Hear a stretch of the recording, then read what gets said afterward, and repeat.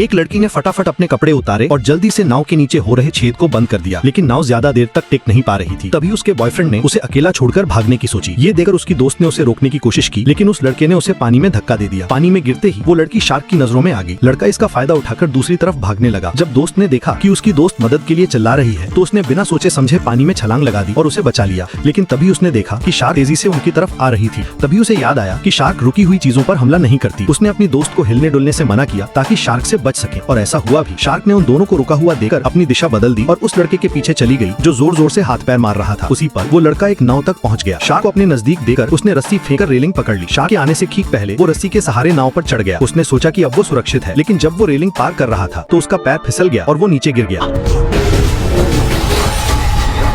आखिरकार वो शार्क का शिकार बन गया। दोनों लड़कियां बहुत खुश हुईं और उनकी आंखों से खुशी के आंसू छलक पड़े। लेकिन ये खुश होने का समय नहीं था। वे एक दिन और एक रात से नाव में फंसी हुई थीं। हालांकि नाव उनकी आंखों के सामने थी, लेकिन शार्क उनके चारों ओर घूम रही थी, जिसकी वजह से वे अपनी नाव को वहां तक नहीं ले जा पा रही थीं। दोपहर का समय था और सूरज बहुत तेज चमक रहा था। अगर वे पानी नहीं पिएंगी तो वे मर जाएंगी। और भी बुरा ये था कि नाव में पानी भर रहा था। अगर ऐसा ही चलता रहा तो नाव डूब जाएगी और वे शार्क का शिकार बन जाएंगी। दोनों लड़कियां निराश हो गईं। लेकिन तभी एक लड़की ने दूर तैरती हुई एक चीज देखी। उसे देखकर उसे एक उम्मीद की किरण नजर आई। वो लाइफ बॉय था जिसे सर्फर के लिए तैयार किया जाता है। शायद उसमें खाने पीने का कुछ सामान मिल सकता है, लेकिन वहां तक तैरकर जाना एक बड़ी चुनौती थी।